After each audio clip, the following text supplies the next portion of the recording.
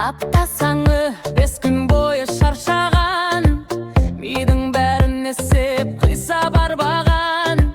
Күнтізбеде 2 үн тұр жарқырап, жұмыс десең қазір маған сал құлақ.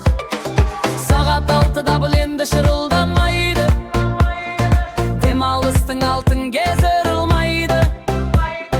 Сенбі таңы еш асығу жоқ мүлде, тек кофе мен жайлылық бар бұнда.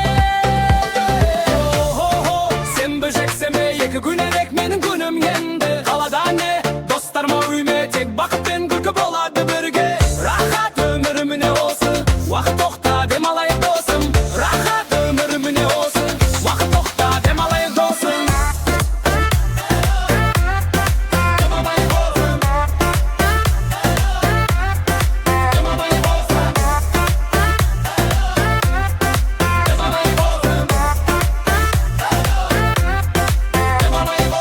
Сенбі күні пломы поппірер еркін, иқы басты барша мұңнан мен жеркін.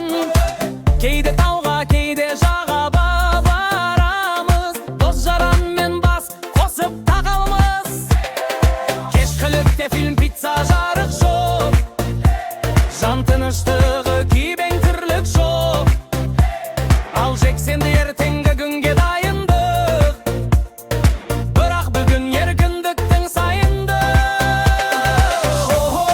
Сенбі жексенбі 2 күн ерік менің күнім енді. Қалада не достарыма үйме, тек бақыт пен күлкі болады бірге.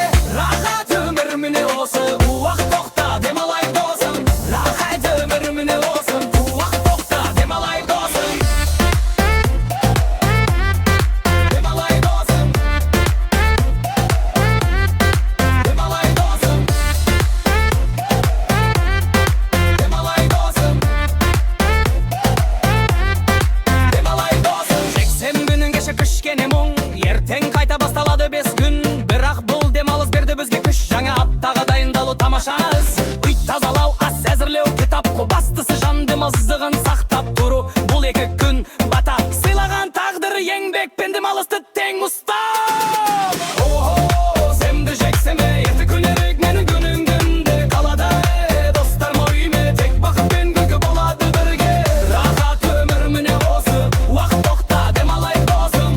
Рахат өмір міне осы, уақыт тоқта демалайық досым. Керемет еді бұл 2 күн өтіп кеткен, уайым қайғы алыс болып жетіп кеткен.